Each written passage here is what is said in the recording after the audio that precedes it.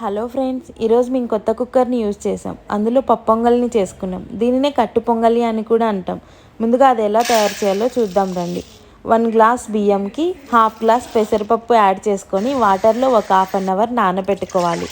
తర్వాత కుక్కర్లోకి యాడ్ చేసి 1 glass బియ్యంకి 2.5 glass water add చేసి అలాగే ఒక స్పూన్ సాల్ట్ యాడ్ చేసి మూత పెట్టి 3 విజిల్స్ వచ్చే వరకు ఉడికించుకోవాలి. తర్వాత వీడియోలో చూపిస్తున్నా కదా, ఆ విధంగా కలుపుకోవాలి. ఒకవేళ మీకు లూజ్గా కావాలనుకుంటే వాటర్ యాడ్ చేసుకోండి.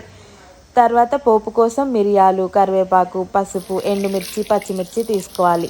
పోపులోకి ఇవన్నీ యాడ్ చేసి పోపు వేగే వరకు వేయించుకొని తర్వాత మనం ముందుగా తయారు చేసి పెట్టుకున్నాం కదా పొంగల్లోకి యాడ్ చేసుకోవాలి. అంతే, ఎంతో టేస్టీ అండ్ ఈజీ పప్పు పొంగలి రెడీ. ఇది తిరుపతి సైడ్ చాలా ఫేమస్. మనం మార్నింగ్ టిఫిన్ లాగా కూడా తినొచ్చు. ఈవినింగ్ ఎంతో ఈజీగా అయిపోతుంది. డిన్నర్ లాగా కూడా తినొచ్చు. ఎక్కువ టైం పట్టదు.